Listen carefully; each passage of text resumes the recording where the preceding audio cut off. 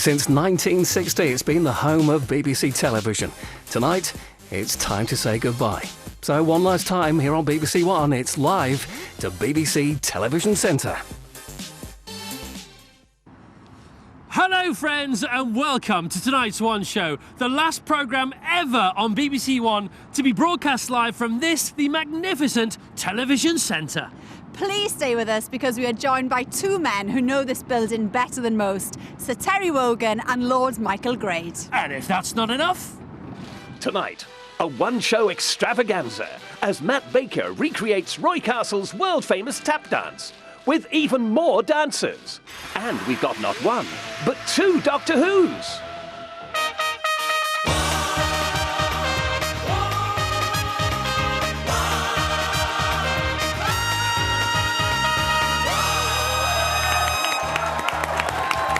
This is it, the last show ever to be broadcast live on BBC One from our beloved TV centre.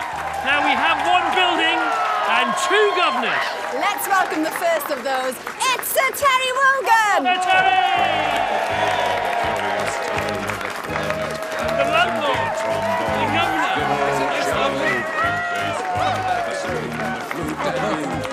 Terry, how are you, my friend? Nice to see you. The boss is here, everybody, the boss! So here we are, Terry. It's a very monumental day. It is. I wish you told me we'd be out here in the freezing cold. Well, they only told us at 5 to 7, to be honest. You are dressed And a it bit is spring, isn't it? Well, First it day is. of spring, isn't Yeah, it, today? lovely. Very Now, Sir seasonal. Terry, can you remember your very first day here at Television Centre? I can remember coming to Television Centre and being a little barefoot boy from Ireland, having just come across on the emigrant ship and looking for a bit of help. And came through these wonderful doors, and I thought, this is it. This is everything I've aspired to as a broadcaster in Ireland. This is where I want to be. This is BBC Television.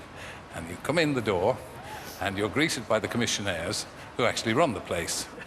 Nowadays, as I said before, you can walk in through the gate, through the doors, turn right at the lifts, go up to the 6th floor, find an empty office, sit behind the desk, and you become controller of programmes within 6 weeks. Well, there you go. Yeah, your words, not mine. So, Terry, how do you feel today? Because it's the last day, effectively, of TV Centre as we knew it or know it. Well, I mean, I don't want to get maudlin, but the fact is that, you know, all right, bricks and mortar, it's only a building, but at the same time, thousands of very talented people made magnificent television programmes here. And when this goes, their spirit will go with it, I think. I think it's a sad day for the BBC. OK, well, we've got 28 minutes left, so let's enjoy it, shall we? OK. I'm sorry to depress No, it's you. all right, Oh, no, absolutely. it's good. Very, very true. And in 1977, Television Centre here was filled with the sounds of 1,000 tapping feet as Roy Castle staged a world record-breaking tap dance just over there. Yes, it became one of the most memorable moments in Telecenter's history. So one more time for Auntie's sake, but with a twist this time. This circular area is known as the Donut, and it was the stage for one of the most spectacular world record attempts to take place here at Television Centre. In 1977, Roy Castle, who presented the show Record Breakers, performed here with 500 dancers to create the biggest tap dancing troupe in the world. The record no longer stands, but the plan is, in homage to the closing of this magical place, we're going to recreate the steps of that memorable moment. Cue the dancers, and they've come from all across Britain. The atmosphere is just electric. I can't wait to get outside. You just see it on telly, on that little box at home, and it's like, oh my God, I'm here. I was in the original. She was in the original. She's the original. But getting all of these volunteers to dance the same routine isn't that easy. So we've called in the experts. It's the Queen of Dance, Arlene Phillips. Side and side, front. How's it going, Arlene? Is it all right? Whoa, I thought it was going to be all right when I came in this morning. Yeah. And as the time is disappearing, I'm getting more and more panic. We've got to put this into perspective. There's 600 tap dancers, and you're teaching them in, what, 4 hours? Is that a world record for you? It absolutely is. I just remember first seeing it and that top shot. It was like Busby Barkley. That's right, yeah. And here it is again. And he himself, I mean, Roy was so passionate. Tap was his gospel. He loved the noise, he loved the sound, he loved the feel, the style. In my eyes, there was nobody better than him. Nobody better than him. So, Matt, baby, you've got a lot to live up to. Yeah, exactly. Show me. Da-da-da. To that head. You can carry on, everyone. You don't have to stop and look at me. And joining us today for this special tribute are Roy's wife and son. So Fiona, Ben, we are stood in front of the plaque there of the great man. How do you feel about what's happening today? Well, I think it's wonderful, but I think it's a really sad moment for this amazing place. I just love the buzz that's going on with the rehearsals. That's right, it's exciting. Well, the thing I'm most excited about is your white suit, to be honest. And I'm very disappointed that it's not going to be flared. Well, I'll tell you what, if I could do just a tiny bit of what Roy could do, then that would be wonderful. So we'll see what happens. It's definitely going to be amazing, isn't it? Stay tuned to find out how Matt and his tappers get on though later on. We've seen it and it's absolutely fantastic. Yes, So, Terry, before we talk about the ultimate end to what's going on here tonight and what's been going on here for the last 53 years, more beginnings. Children in Need, 32 years old. What was the first one like? The first one was in 1980, and I'm very proud and delighted that I was asked to do it.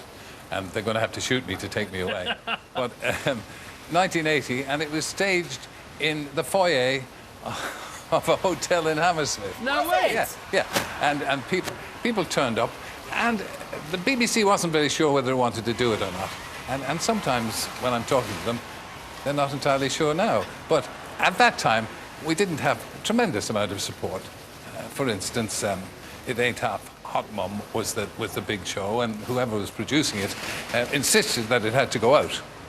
At the time, it usually went out, and he wouldn't allow a strap line saying our number or how much we've earned going underneath. But on that very night, despite all that, we raised £1 million. No, and £1 million in 1980, what's it worth now? Maybe 20 million? Yeah. And so, despite all that, the British public responded, and they've been responding ever since, obviously. Last year was a record breaker, again, in the worst economic circumstances we can remember. Fantastic. And this building, Terry, has become synonymous, hasn't it, with Pedzey somersaulting across the front of it and the total and the phone number and all the rest of it coming up. Yeah. Can you remember some of your favourite moments, though, from Children in Need? It's very hard to single out a moment among so many, you know, and particularly in my declining years. The memory's not what it used to be anyway, so don't ask me what I was doing yesterday, not to mind Children in Need over the years. But we had extraordinary people. I mean, Margaret Thatcher came on, I remember. And we haven't had a Prime Minister since, which is not without its own significance. And there were just so many things done and so much. I think the first spectacular we did was something you're going to show very shortly, I think, which was Roy Castle, the late Roy Castle, decided to do a nationwide tap dance, which was the first, I suppose, spectacular that we did. Yeah. And that made such an impact, you know. And that's when you realised you could use this building as a whole set itself. Or we could bring the whole country in on top of it. I mean, you know, BBC regional stations, radio stations and television, they all rallied round. They were fantastic. But this was almost the first time that they were used, in a sense, to bring the whole nation into it. I mean, last year you will have seen the choirs from all over the country. They all took part. Okay, well, it was commissioned. A guy called Graham Dowbon was asked to design this building. Yeah. And this is a drawing on the back of an envelope. This is the actual first sketch of what this place might look like. And look how similar it turned out to be. He sketched this in a pub over lunchtime in 1949, and it was then opened 11 years later in 1960. And it's been wildly impractical ever since. But it's a beautiful building, though. What do you think of the design, then, Sir Terry? Well, I think I've spent most of my professional career being lost. I know, it's like a maze. You're going around in ever-decreasing circles. It's quite a maze, and there's no wonder they call it the old donut. Yeah. And now it's going to be the deserted donut. Okay. Well, hopefully, our show's going to be made here in 2 years' time again, when apparently some of us are going to move back in. Really? Yeah, this is news in progress, I mean, yes. if we're spared. Yes, I think so. That's what I'm told, anyway. Right, every important building deserves a fanfare, and if they were good enough for the Queen, they're good enough for TV Centre. Madness are here. Come in, boys. Thanks for the chat. Hey, thanks, how are you? How are you? So, Terry, you know, of course. Of course you do.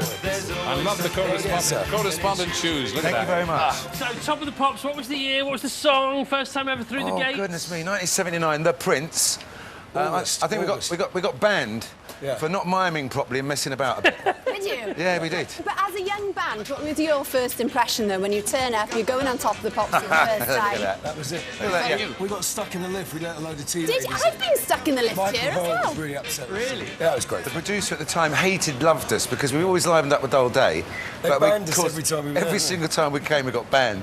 We were disappointed if we didn't. There was a big metal staircase on Top of the Pops. You could hear the producer clumping down them to go, "You're an embarrassment to yourselves." You're an embarrassment. BBC. Of course, we went straight into that song, obviously. And what about other shows? I mean, Swap Shop and Saturday Superstore, Saturday morning. Of course. Come Sleeping on. up all night and he'd have to come and see your smiling. The Flan Man. No, it wasn't me, it was no limit. It was someone like I was at home watching, dreaming of being here one day.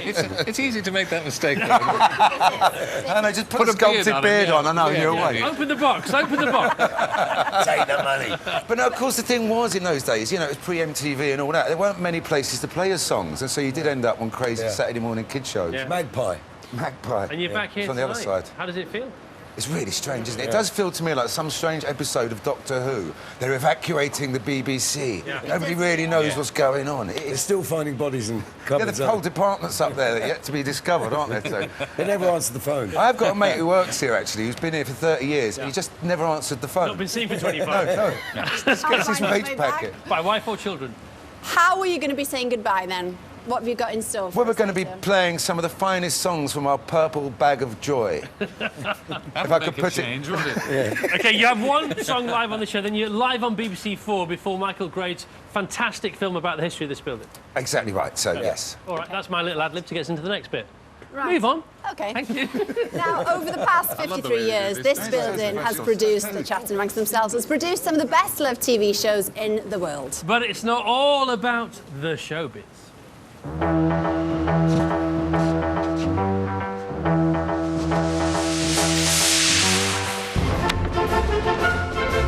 And now for something completely different.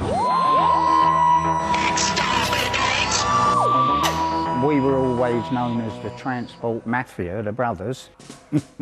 That was your desk. Whether they staff or celebrities, they have to go past that desk.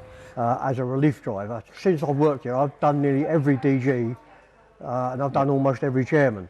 As vast as this place is, and the number of people that work here, everybody was friendly. It was like one big happy family, wasn't it?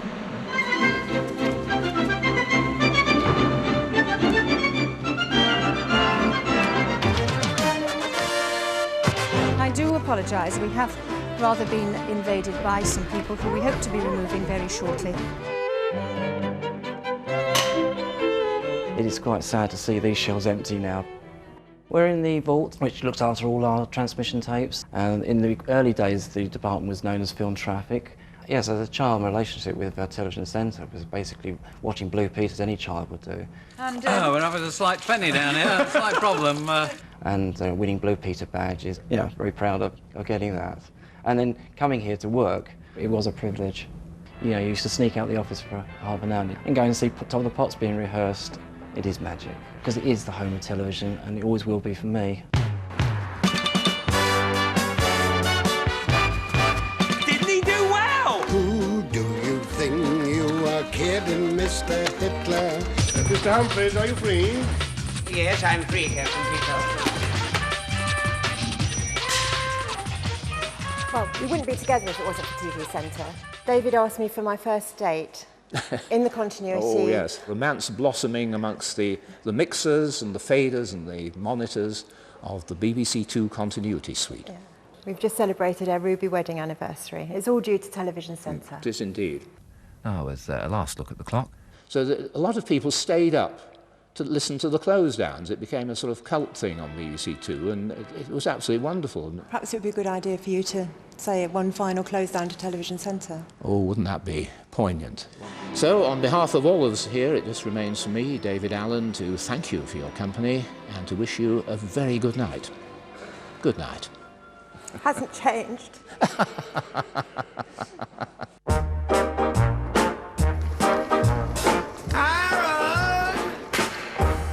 No income tax, no VAT, no money back.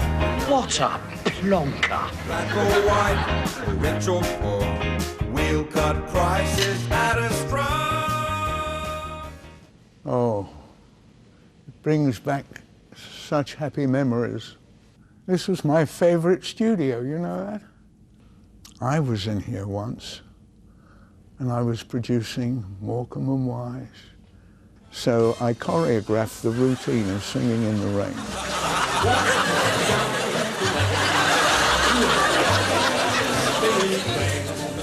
Just singing and dancing And Eric was so enthusiastic about it. We had the highest ratings ever achieved, 29.9 million. That meant that every other person in the country was watching Eric and Ernie. Working here at the Television Centre was like coming into paradise for me. I've got a lump in my throat. I feel emotional. Bye-bye.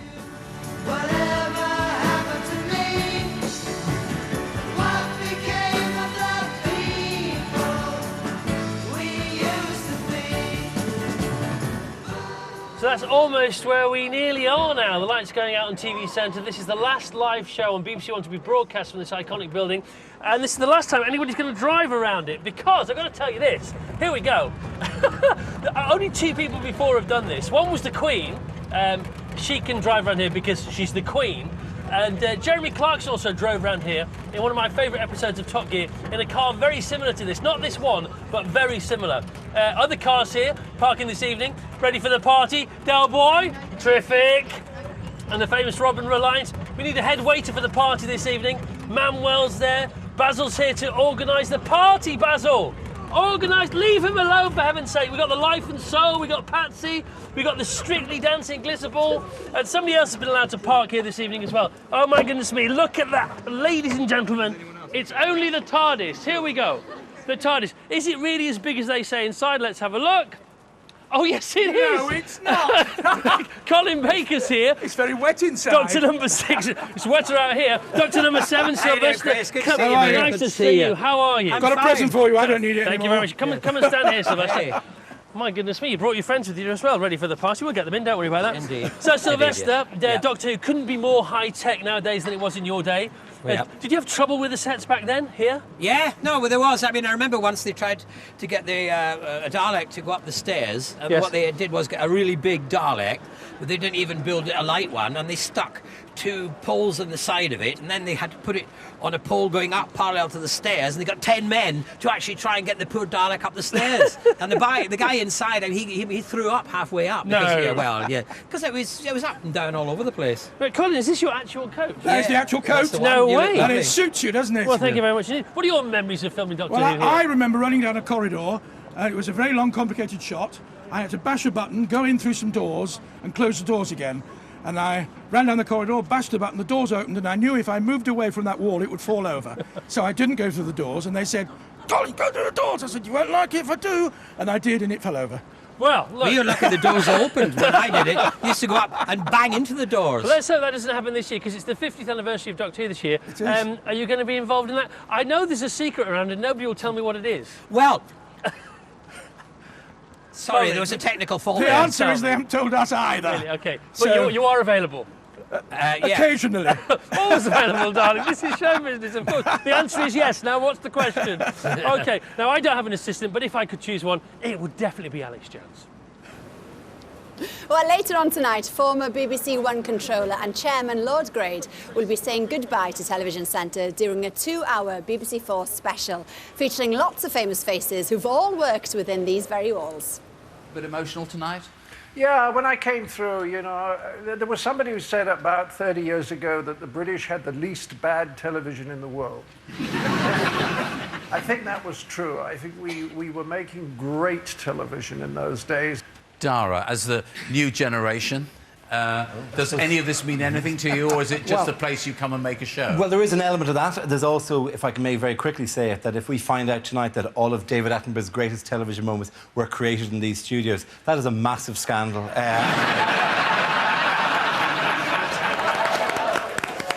that is going to be an absolutely fascinating watch later on. But what new things, then, did you learn about this brilliant building while you were doing it? I learnt nothing new about the building, but what I learnt was the affection with which this building is held by some of the greatest stars this country has ever seen, including my friend here. God's blessing. They were very emotional about the place. Yeah. And Michael, what was so right about having a television centre in 1960, you know, designing it 11 years before that, paying for it, getting it built, that's so wrong about not having it now, so we have to leave? Well, I think the cost of keeping this place going and getting it up to speed with high definition and all the rest of it would not be a good use of the licence fee payers' money. So you think it's the right decision? It has to be, yes, it has to be. I mean, it's well past its sell-by date, and we've got the archives, it's not about the building, it's about the programmes that were made here. Yes, Terry, I think, disagrees, do you? Well, I was just thinking that perhaps some of the money that was spent on other projects could have been saved and put into this building to bring it up to speed. My guess... In the old days, if the BBC wanted studios or cameras, they had to build them themselves, had to make everything themselves. Today, this is all available anywhere you want. What's important is the scripts, the artists, and the creative talent, the geniuses that have the ideas and implement them. And what about the soul? Well, the soul that's going to be left behind. Are you going for the populist vote here, Terry? These are my people here. Let's put it another way, we came in a bus together. Would Universal Studios ever think about selling up and moving to Minnesota? No, they wouldn't, but the land is so valuable, and to recreate what they've got would cost billions. This place, I don't know, the bill for putting this place right is probably about 200 million. I'd rather that money went into programmes. Yeah. And some presenters' pockets, who knows? Okay. Who knows? Never going to do that. Never, ever going to happen. Sorry, Terry, but as you said, Michael, there is a brilliant archive. That's what's left. Yes. And, you know, you were responsible for bringing some fantastic programmes to BBC One. So, like Desert Island Discs, can you give us your top 3? Your favourites? That I was involved with that here, that I signed the cheque for, so yeah, we're going to make that. Blackadder. Pretty good. We'll give him a round of applause for that one. Live Aid. Live Aid?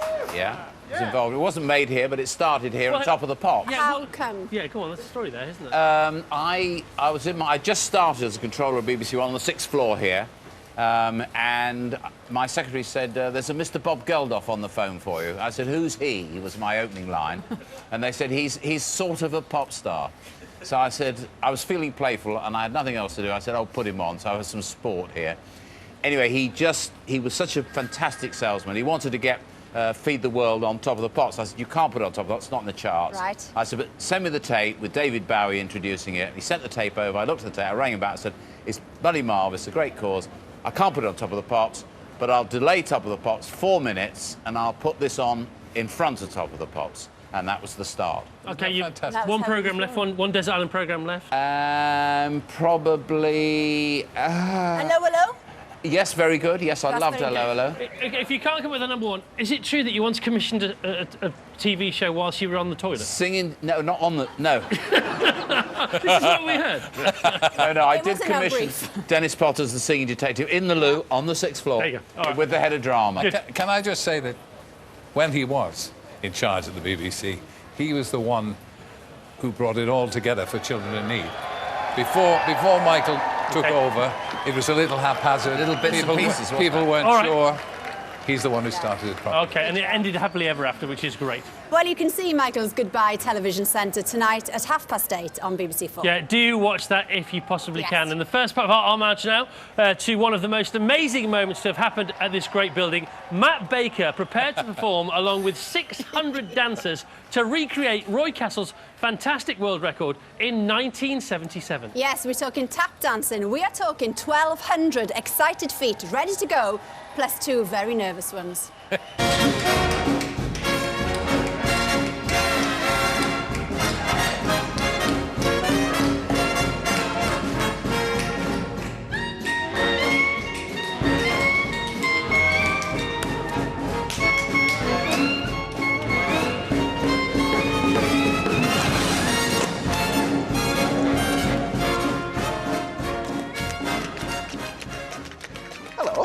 Hello. What's your name? Julie. Well, pardon me for asking, but back in 1977, as a 12-year-old, were you up here on this wall with Roy Castle doing exactly the same thing? Yes, I was. Well, just for old time's sake, you don't fancy reenacting that, do you? Oh, all right then. But where are all the other dancers? Right here.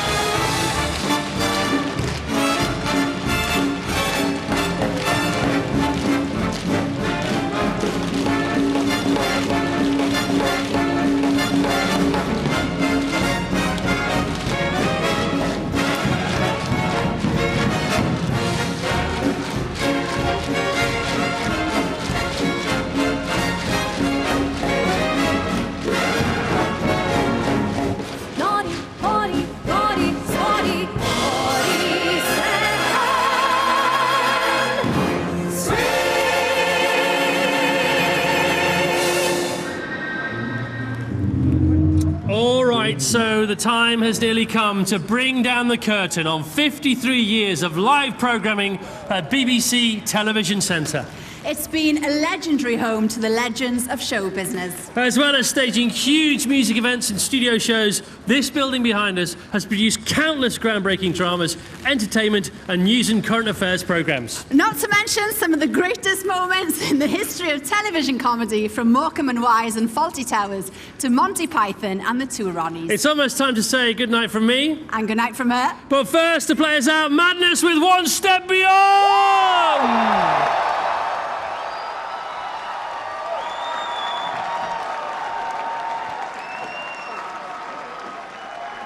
One step beyond!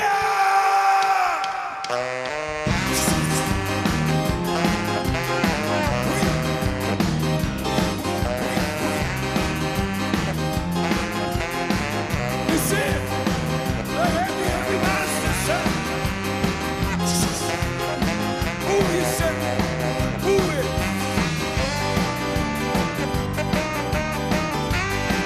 One step beyond!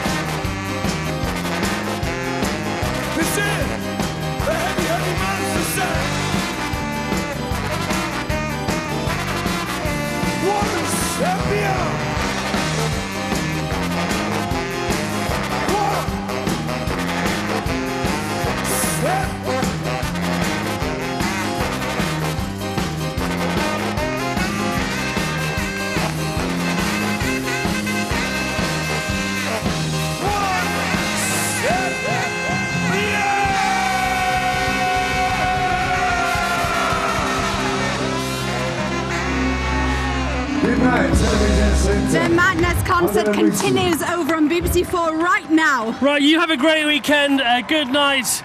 Look after each other. Give yourselves a cuddle, as we're going to give this big building a cuddle. TV Centre, you've been great.